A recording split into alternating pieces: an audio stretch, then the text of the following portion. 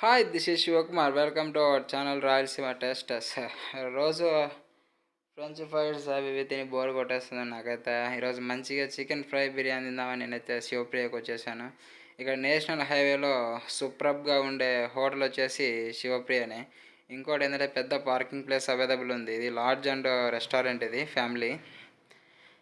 మంచిగా బిర్యానీస్ దొరుకుతాయి, coffees, teas and burgers and also so many types of foods available here. కింద వచ్చేసి hotel, పైన వచ్చేసి లాడ్జ్ ఫ్రెండ్స్. పైన రూమ్స్ అని తీసుకోవచ్చు, ఎక్కడైనా తినొచ్చు మన చాయిస్. బయట అయితే ఇంకా బాగుంటుంది చల్లగాలితో. అందులో తొలకరి వర్షపు జల్లులు అట్లా అట్లా అట్లా పడిపోయినాయి. తొలకరి వర్షాలు అయితే కాదు, చాలాసార్లు పడింది, బట్ 5 days తర్వాత వర్షం పడింది. నేనైతే చికెన్ ఫ్రై బిర్యానీ ఆర్డర్ పెట్టింటి, వచ్చింది. మనకైతే మంచిగా ఎగ్స్ అయితే సర్వ్ చేశాడు.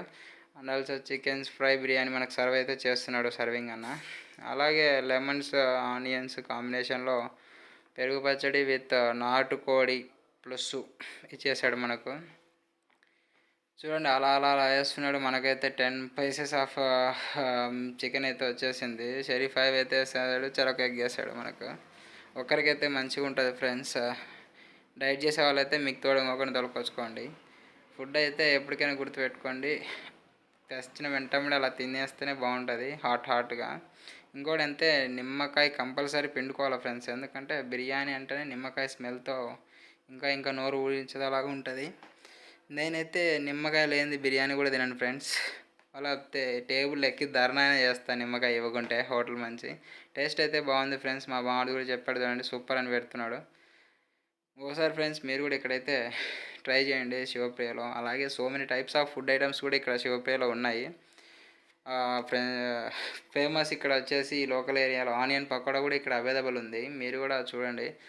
సరే ఫ్రెండ్స్, అవి ఎలా ఎందుకు, మనం బిర్యానీకి వచ్చినాం, బిర్యానీ టేస్ట్ అయితే చెప్తాము. ఇంకోటి పులుసు అయితే తీసుకోండి, ఎందుకంటే పరిచయం అలా అలా వదిలేస్తుంది. నేనైతే రెండు వైపులా, ఒకవైపు షేర్వా, ఒకవైపు వచ్చేసి పెరుగు పచ్చడి అలా పోసేసుకుంటాను. ఎందుకంటే రెండు కాంబినేషన్లో తినడం నాకైతే ఇష్టము. చూడండి, టేస్ట్ అయితే సూపర్గా ఉంది. లాస్ట్ ఆ ముక్క మీద అలా అలా షేర్వా పోసేసి అలా తినడానికి రెడీగా ఉన్నాను. మా బామ్మడి అయితే కంప్లీట్ చేసేసాను నాకన్నా ముందు.